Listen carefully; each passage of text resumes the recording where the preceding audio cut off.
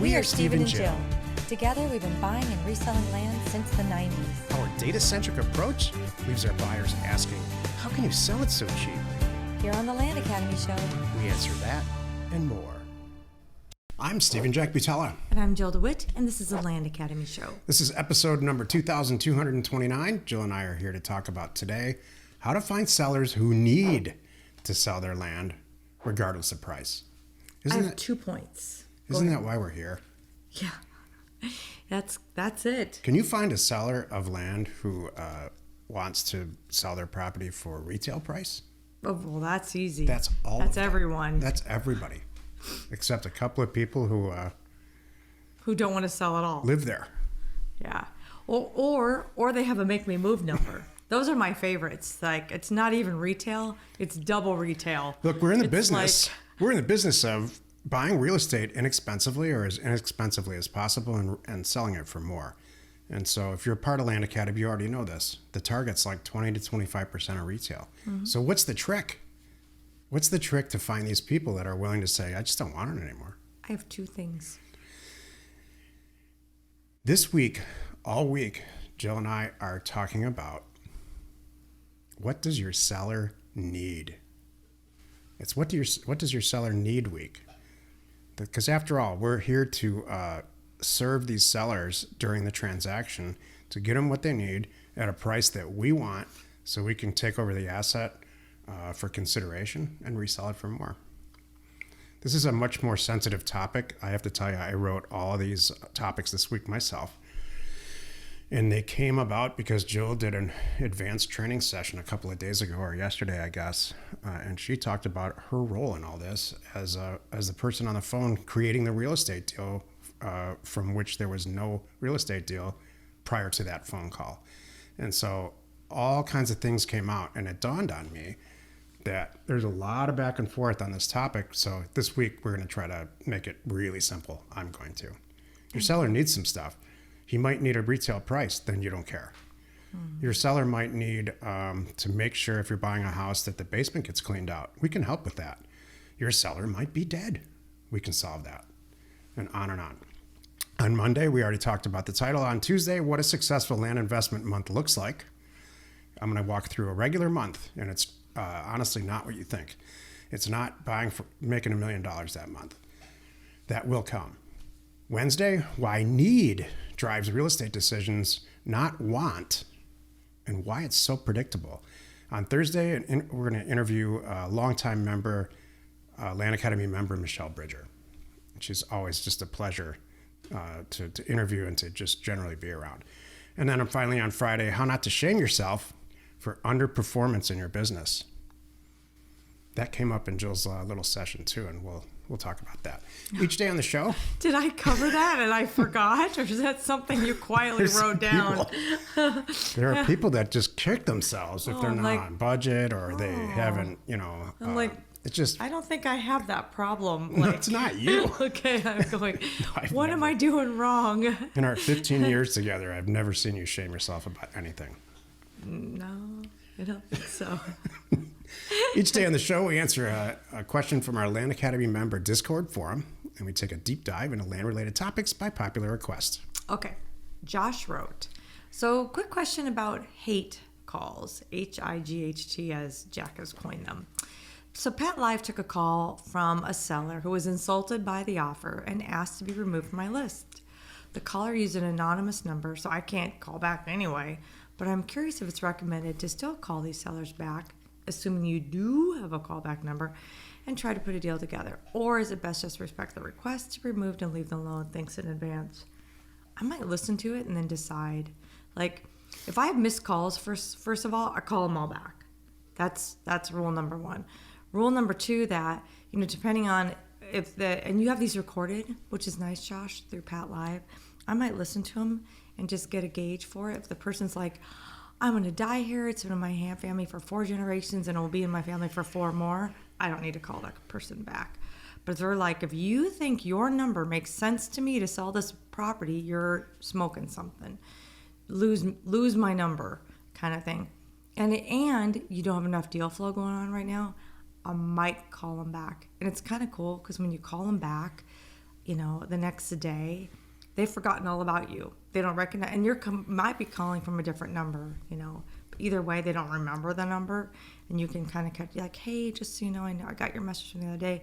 I'm taking you off my list, but I just wanted to confirm, is it only because of the price? And then see what they say. I'm going to disagree with Jill, but I'm going to explain it in the topic.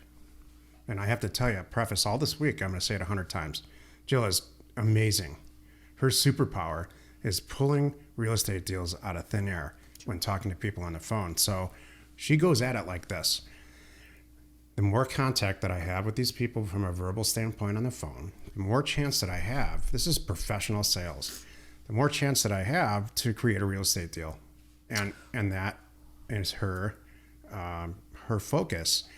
And I learned this during listening in and eventually participating in this yesterday in advanced training about this topic. Well, most people are not like that. I include myself in that group. You know what it is, Jack? I go into every phone conversation with this in mind, with these sellers. If there is any real estate deal to be done with this person, I will smoke out the details, and then I decide if I want to do it or not. That's what makes you a superhero. All I do. A superhero at this. If there's any deal to be had, I'll figure it out. So we'll talk about this in a second. Thanks. Today's topic: how to find land sellers who need to sell their land regardless of price. So this is exactly what Josh was saying. And my take on it is there are people, if you send out, your job is this. You send, just like we teach in my part of the business, find a great location to sell property, buy and sell land and houses. May or may not be the same location. The same process is the same. Get mail out to those, get priced offers out to these people they're logical sellers. And then you're going to generate a response. Mm-hmm. Your job, and I have not yet, in 10 years of doing Land Academy, have not solidified it or quantified it like this. Your job is to separate, quite simply, the people who respond to you that are interested in selling their real estate for personal reasons. They're not interested in debating. Everyone's interested in calling you back and debating the price, except a few people. Those accepted few people are the ones that you need to focus on and try to buy their land. Jill wouldn't agree with that. Jill, I think Jill, because she's a pro at this, and not everybody out of the box is a professional salesperson who generates relationships and then steers them toward helping them whatever they need. And that's what Jill has been doing since she was out of high school. The whole point, and then I'm going to talk about my 2 items here, is trying to figure out if there really is a deal to be had. That's it. Do they need the money?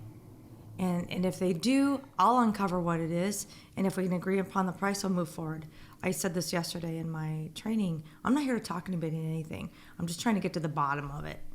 And if they do want to sell, I'll uncover whatever's going on, and maybe I can solve it. Maybe I can't. And that's it. So my 2 things are this. So I thought about the topic and how to find these land sellers who need to sell regardless of the price.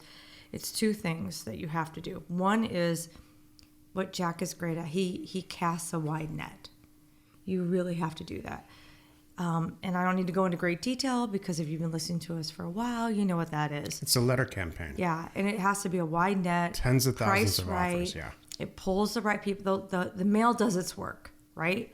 So you have to cast a really wide net, especially right now, and let the mail do its work. And then number 2, you have to do very early first contact screening of these people. I love this. Get it right out of the way. Boy, we're saying the same thing. Mm-hmm. So the wide net goes out. Everybody, they self-select if this applies to them. They pick up the phone. They call. I answer. My job is to quickly, efficiently uncover if there's a deal there. Absolutely. And if it's my kind of deal. I agree. So it's 2 parts, not just, I want to sell, make me move. I'm not doing that. But for this price, it's yours. That's the wrong person. But if there's anything else going on, my job is to quickly right out of the gate go, what's going on? Why are you calling me now? Tell me about the property. Well, Jill, here's the situation. You know, my husband just passed. I didn't even know we had this. That's it. Fill in the blank kind of thing. I lost my job. This goes on. My car blew up. I don't know. It's, and you have to, for me, maybe it's part of it's for me too, because I really try to soften and befriend them in the conversation quickly so they feel comfortable talking to me. That's a lucky thing that I can. I'm just not perfect. You're natural at that. But thank you. I'm lucky that I can uncover that stuff, and then they can say, all right, things they would be embarrassed to tell people, they'll tell me. I'm a little shocked sometimes some of the things that they tell me, but that's my job, and I want them to feel comfortable, and I want them to trust me. I win, and that's part of transparency. There's a lot that goes into it. You know, transparency, my tone, my demeanor, how I try to be comforting and just listen. And then they'll say, you know what, here's what's really going on. This letter couldn't have come at a better time. Here's why. And so now we're all on the same team. That's my mentality too. I'm going to give you money to help you get out of whatever jam you're in. And then I'm going to get your property, and it's all going to work out great for everybody. I don't agree. Oh. And the reason that I put this whole week together is that, and I didn't know that I didn't agree with you until the advanced training on. Look, here's the undertone and what happened with the advanced training. Okay. Look, I'm going to preface this by saying, without Jill, I probably would not be, certainly not be anywhere near where we are financially. She completed this entire business model, and it's one of the key reasons that Land Academy works. And I'm not advocating that you change a thing. In fact, don't worry. What I'm saying, I can't. What I'm saying is this: there are a lot of people that are listening to this who may or may not be in Land Academy, and they're under their breath or in the back of their mind saying, and this came out in this advanced training, either I want to learn how to be like Jill, which will never happen, I can tell you right now, or I want to stop. I know this because everybody's asking for all these recorded calls. Everyone wants a recorded call of Jill so that they can. I don't want you to do that anymore. Yeah. I don't want you to think about. You can't. Learning sales or having sales in your soul is either in there or it's not. True. I don't have it. I can do it, and I can do it with a reasonable amount of success. I did it for decades before Jill and I joined forces professionally. What I want you to say is this: my job is to very nicely and simply separate the people who respond to my mailer and melt down a 10,000 unit mailer to 8 or 10 people who don't care about the price of the property that they're about to sell you.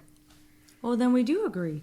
Well, Jill, I have to tell you, the whole message that we've been sending in Land Academy for a lot of years, and I'm not saying it's incorrect, is be like Jill and have a magic wand, relate to everybody. If they call you, the message we've been sending is, if they call you back, and even if they're angry, there's a real estate deal there.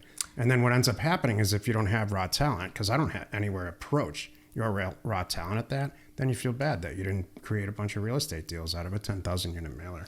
Here's where I disagree. My turn to say, hold on. That's just how I do it.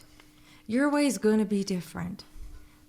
But the goal is the same. Quickly, efficiently uncover. Correct. If they're a viable seller. That's it. However it works for you. Listen, a-hole, you want to sell it or not? I've done that. Yeah. And that works. So it doesn't work with the 92-year-old woman. This is where Jill shines, because she'll really read what the person's, where they're coming from. But if I get 100 phone calls back on a 10,000 unit mailer and theoretically say, listen, are you want to sell the property for the price that I sent it or not? There's a certain percentage of people, predictable percentage, they're going to say, fine, what do I have to do? And that's not Jill's approach. Her way is going to get a much higher mailer yield and a higher percentage. I'm not advocating that you use my approach. That's an extreme approach that I don't think will be effective at all. And I'm not advocating Jill's approach, which is extremely effective to people who are lifelong salespeople. So those are two ends of the bell curve. Where you want to be is in the middle somewhere. Figure out what works for you. Read the room, like what Jill said. Read the room, read the phone call, find out where the seller is coming from, and quickly assess if they want to sell. There you go. For your price. Join us tomorrow where Jill and I talk about what a successful land investment month looks like. You are not alone in your real estate ambition. We're Jack and Jill. Information And inspiration. to buy undervalued property. We hope you found our content valuable and we appreciate your support. If you have not already, please check out our channel and hit the subscribe button. And your comments and suggestions help us to create the content you're here for. Hitting the like button helps to support our channel's algorithm and gauge your interest for future shows.